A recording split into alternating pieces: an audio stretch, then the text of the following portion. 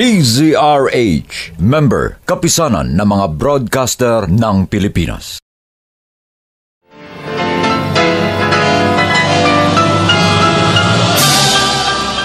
Buong karangalang inihahandog ng DZRH para sa bagong milenyo ang isa pang magandang dula mula sa panulat at direksyon ni Salvador M. Royales.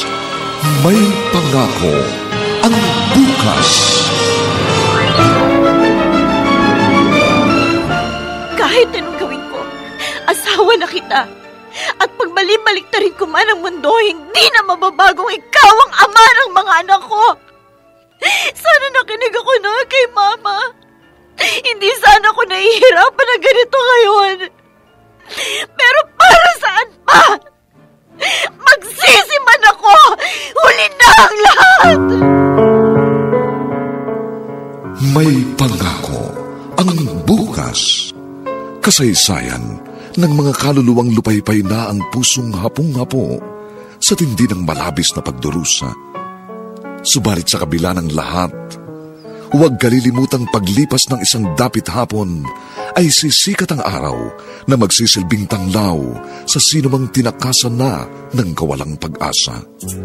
Dahil sa likod ng mga hinagpis ay may naghihintay na ligaya.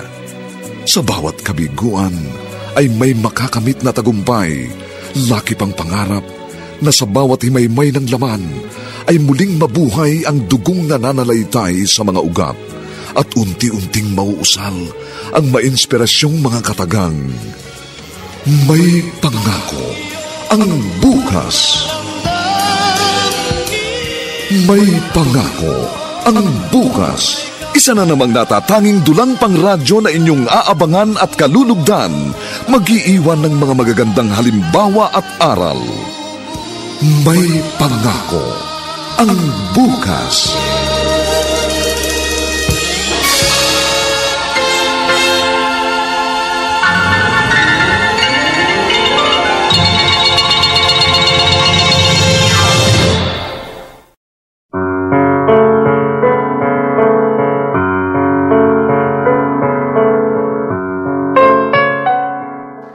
Magandang umaga pong muli sa inyong lahat, mga giliw naming tagapakinig.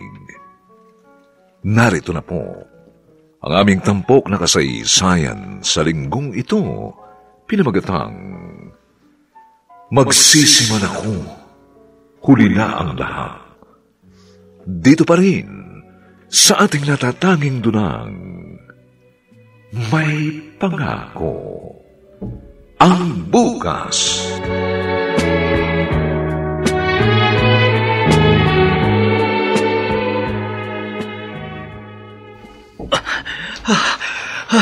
Yan.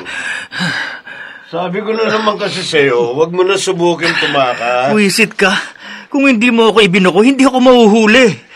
Pasalamat ka dahil 100 push-up lang ang inabot mo.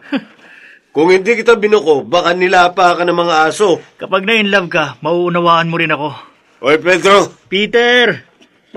Peter ka pa. Pedro ka lang naman. Di na nga ako kagandahang lalaki, pinapapangit mo pa ang pangalan ko. Ito ang sasabihin ko sa'yo, ha? Ano? 3 buwan na tayo rito sa masukal na bundok na to. Wala tayong ibang nakikita kundi mga kapwa natin sundalo at mga punong kahoy. Kaya normal lang na kapag nakakita ka ng babae, pakiramdam mo, nakita mo na ang langit. Huwag kang palilin lang sa pangungulila mo. Maganda nga yung chicks na nakita ko, promise. Subukin mo pang pumuslit para makipagkita sa babaeng yun. Makikita mo. Kontrabida ka talaga eh. Palibasa, wala kang love life. Pareho lang tayo.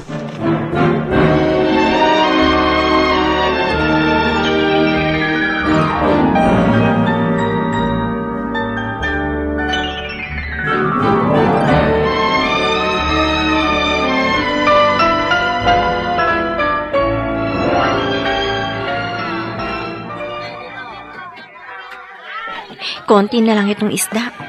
Sana maubos na. Kanina pa sumasakit ang tiyan ko eh. Baka hindi ko na ito mapigilan eh. Ayun, may paparating na lalaki. Kuya! Kuya! Dito ka na bumili sa akin, no? Sariwa pa 200 na lang para sa'yo. Ito ng lahat na ito, oh. Magkano? 200, oh. Ito na lahat. Pinapaubos ko na lang kasi. Para ba yan? 150 na lang kasi itong natitira kong pera. 150? Pwede ba yung kulang kong 50? Bigay ko na lang bukas. Ha? Bigay mo na lang sa akin ang numero mo para ma-text kita. Number ko? Style mo, uy. Hindi ang gagana sa akin. Di wag. Teka. O ano? Deal.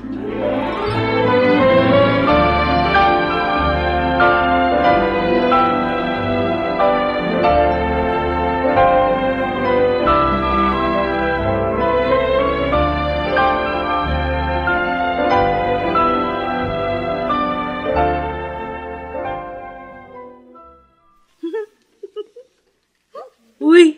Ay! Pangiti-ngiti ka dyan, ate. Kinikilig ka ba? Ano? Sus, bakit naman ako kikiligin? Ma! Si ate may boyfriend na yata! Hoy, ano ka ba? Ma!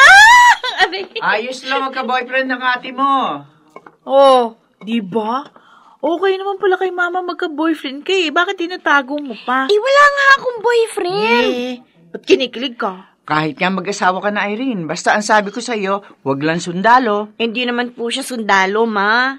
Oh! May boyfriend ka nga! Wala nga! Nanliligaw pa nga lang. Ano ba? Kailan pa? Ma, ano po, magdadalawang linggo. Oo, saan mo nakilala? Sa palengke. Mapuntahin mo rito sa bahay. Bukas na bukas din.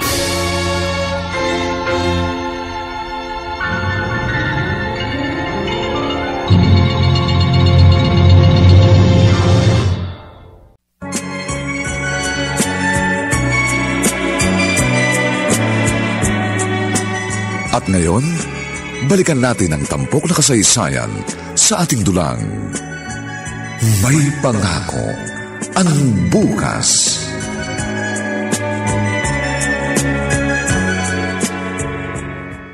Peter, pag hinanap ako, sabi mo kay Kapitan na malengke ko. Uy, bakit? Saan ka pupunta? At saka, bakit nakasibilyan ka? Basta, Gusto mo magsinungaling ako para sa'yo. Tapos ayaw mong sabihin sa akin kung saan ka pupunta. Teka. May kakatagpuin kang chicks, no? huwag kang maraming tanong. Sabi ko na nga ba eh. Nilaglag mo ako nung tumakas ako, tapos ngayon, gusto mo pagtakpan kita? Ngayon mo matitikman ang... May nakababata siyang kapatid. Talaga? Ay, kunin mong number, ha? Pangising-isig ka pa dyan. Palibasa, alam na alam mong kahinahan ko. Ikaw na bahala sa akin, ha? Pag na-discovering tumakas ako, humanda ka sa akin. Paano ko sasabihin na malengke ka? Hindi naman ikaw nakatokang mamalengke ngayong linggo, tsaka bukas pang market day, di ba? Bahala ka na mag-isip ng alibay. Ha? Ay, oy! Alfonso! Hoy!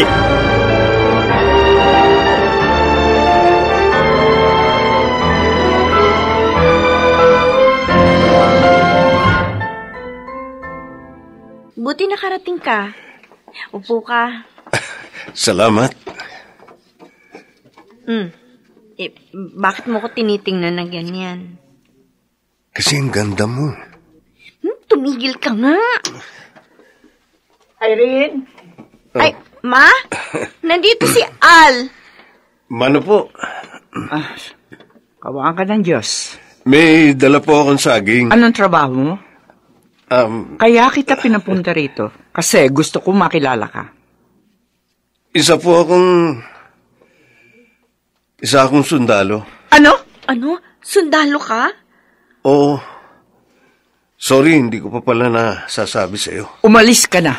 Oh. Umalis ka na. Oh, Yun lang naman ang gusto ko malaman. Sige na, umalis ka na. At huwag ka nang babalik dito sa bahay kahit kailan, ha? Itigil mo na rin ang panliligaw mo sa anak ko. Hindi kita matatanggap bilang manugang. Pasensya ka na.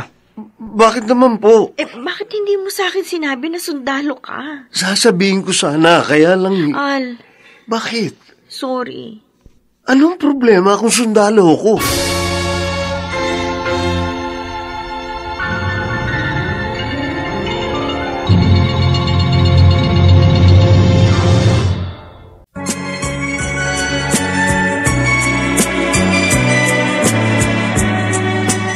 At ngayon, balikan natin ang tampok na kasaysayan sa ating dulang. May pangako ang bukas.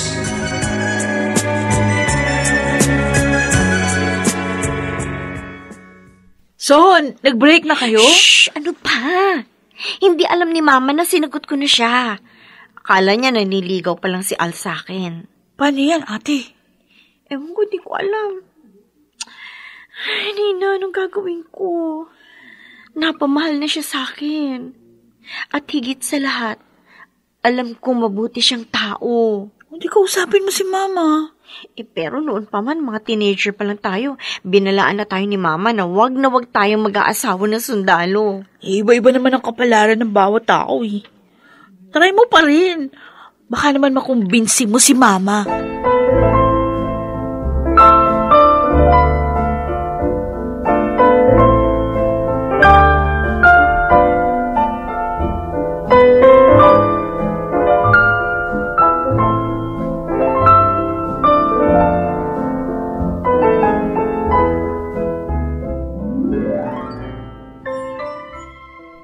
Ma? Oh, eto na yung Pride detergent na pinabibili nyo. Ay, akin na. Ay, siya nga pala. Wala na naman si Maring bukas. Kasi libing ng pinsan niya. Mag-usap kayo ni Nina kung sino magbabantay sa pwesto natin sa palengke, ha? Si Nina na lang po muna. Ay, sige. Ma? Oh. Gusto sana kita makausap. Para saan? Tungkol kay... Kung tungkol doon sa sundalong yon, wala na tayong dapat pag-usapan, Irene. Ma? Naalala mo ba kung gano'ng kahirap ang buhay na iisa lang ang magulang? Hindi naman lahat ng sundalo may kapalarang kagaya ni Papa. Sa pagpasok pa lamang nila sa hukbong sandatahan, alam na nilang anumang oras, maaari silang mamatay. Hindi naman lahat ng sundalo namamatay sa labanan eh. May mga nakakapagretiro naman ng maayos O sige, sabihin na natin makapagre-retiro siya ng maayos. Sa tingin mo ba, madali ang buhay ng asawa ng isang sundalo? Ma? Kaya mo bang palakihin ang mga anak mo na mag-isa? Kaya mo bang matulog at magising na may pangamba sa dibdib? Para sa asawa mong hindi mo alam kung saan bahagi na masukal na kagubatan naroroon?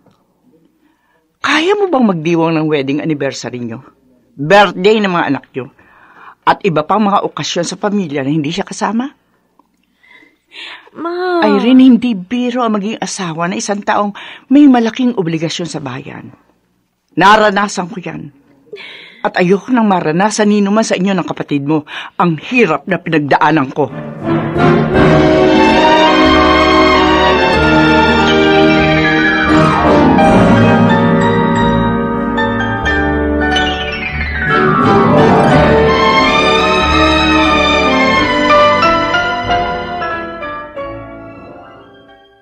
Ma, kumain na tayo.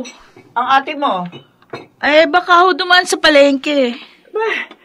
Kanina pa nakauwi si Maring. Naibigay na nga sa akin yung benta sa palengke.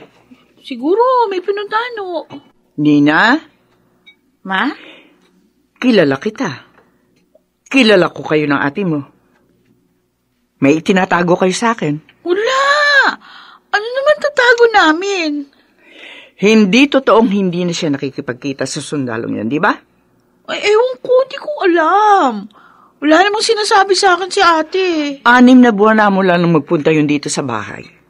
Itinuloy pa rin nila ang kanilang relasyon, di ba? Ma, nasa tamang edad na naman si ate. Baka naman pwede niyo na siyang hayaan na gumawa ng sarili niyang desisyon. Hindi naman pwedeng habang buhay siyang magpabilanggo sa anino ng nakaraan. Hindi ka pa magulang kaya nasasabi mo yan. Kapag isa ka ng ina, mauunawaan mong wala kang ibang prioridad, kundi ang protektahan ng iyong anak.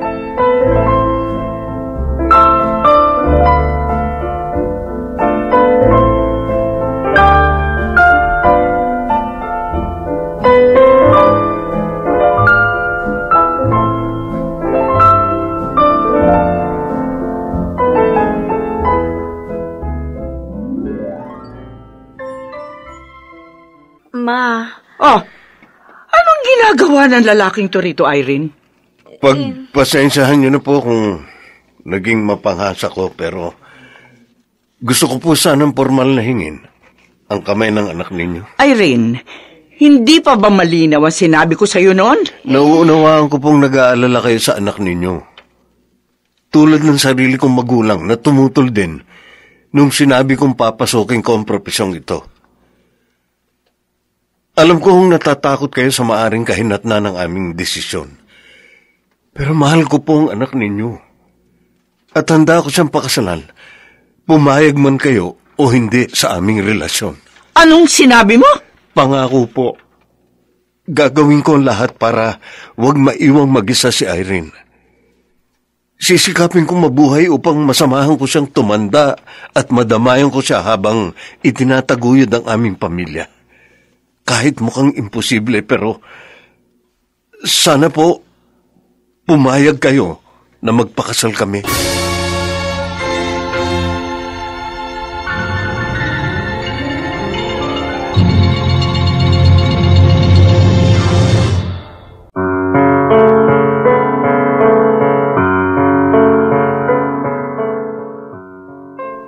Magbago kaya ang isip ni Luding? Makasal kaya sina Alfonso at Irene?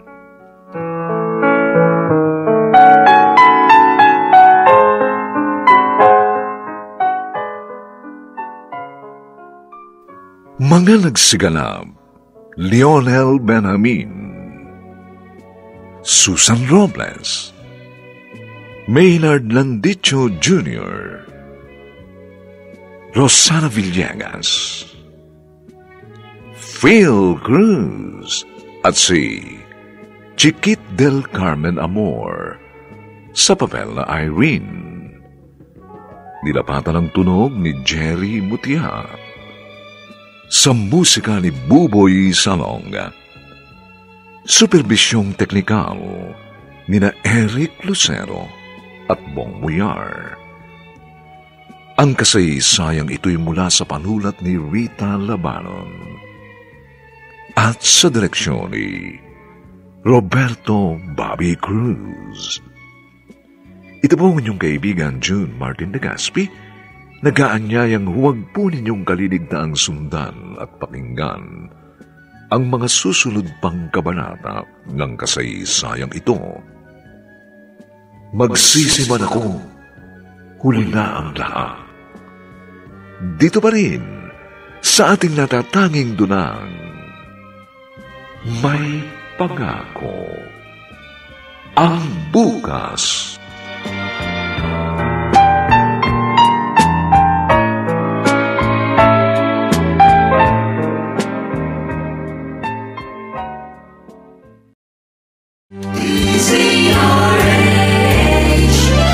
DZRH, member, kapisanan ng mga broadcaster ng Pilipinas.